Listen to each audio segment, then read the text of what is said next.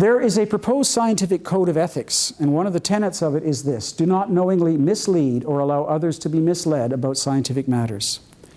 Present and review scientific evidence, theory, or interpretation honestly and accurately. I can tell you after 3 years of research that this has been broken countless times by alarmists.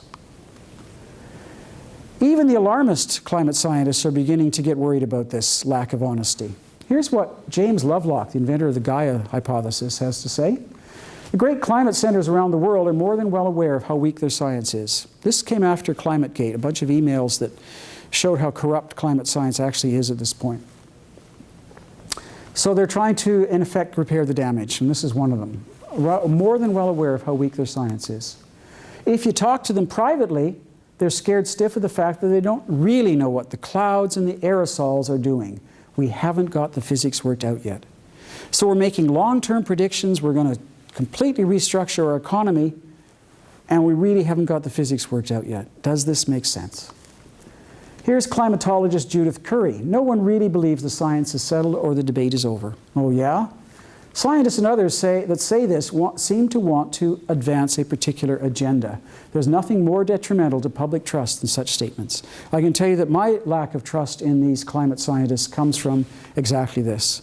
To claim that something is certain when it clearly isn't doesn't build trust, in my opinion. Here's John Christie, a climatologist. Climate science is not a classic experimental science. It's plagued by uncertainty and ambiguity in both observations and theory. That's not what we've been told by people like Andrew Weaver.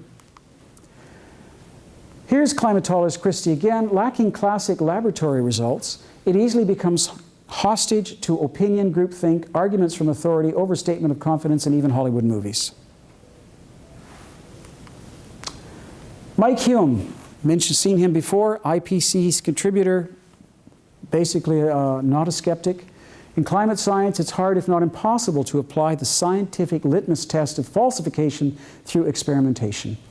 Incomplete evidence and models have to be worked on using opinions and beliefs to reach considered judgments, but what may or may not be true.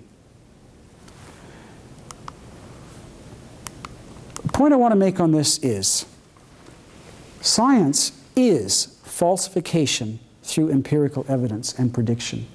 Science has opinions and beliefs, but it is ultimately based on testable, falsifiable hypotheses based on predictions. Climate science does not have testable, falsifiable hypotheses, and it is not able to make accurate predictions. It's not even a full science. Scientists need to be prepared to argue about their considered opinions, to embrace consensus without closing down argument and suggesting matters are settled. And of course, but yet most of them would. Andrew Weaver would love to do that. Just settle it. No, we don't need to discuss this. The enhanced greenhouse effect. This is, I think, a really nice summary of my position on all of this. The advanced greenhouse effect remains a plausible but unproven hypothesis. Of course it's plausible. We know that carbon dioxide causes some warming. If you increase it, you're bound to increase the warming. But there are a significant number of question marks. And the most important is not whether carbon dioxide warms the Earth, but by how much. That's the uncertainty. Does it warm it? Are the consequences of increase of carbon dioxide mild, as Stephen Schneider said, or catastrophic? We don't know. We don't know how much warming will be caused by increased carbon dioxide, and there is a range of possibilities from benign to oblivion. It seems to me that alarmist climate science promotes only the scary possibilities, at least to the public, and then claims the science is certain and settled while trying to suppress criticism and open debate. This is not the way science is supposed to work. So summing up, is the planet warming? Yep, but not at the moment. Are humans the primary cause of warming? We're not the primary cause. We have some effect, but we can't be the primary cause of the planet isn't warming.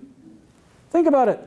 Other natural factors, mostly the sun and the oceans, are the principal factors, as they always have been and always will be. We have a small effect, but it's small. Are we facing oblivion? Only if we ignore the evidence from the geological history of the planet. Is climate science certain, settled, and beyond debate?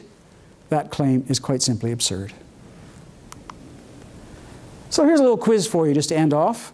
Who wrote, "Fear is the enemy of reason"? I'll give you a moment to think about that. The answer is Al Gore in The Assault on Reason. My message to you is, let's not promote climate fear, which is the enemy of reason. Let's promote climate reason. Thank you. Oh, the ice cubes. Forgot about those. What happened to those ice cubes that we put on the counter at the beginning of this talk? Well, they melted, didn't they? Did that mean that the room was getting warmer? No. Ice melts when the temperature gets above a certain level, whether the planet is warming or not. That's why the ice is melting in the Arctic if it is. That's why the glaciers are melting, and we have nothing to do with it. Thank you very much.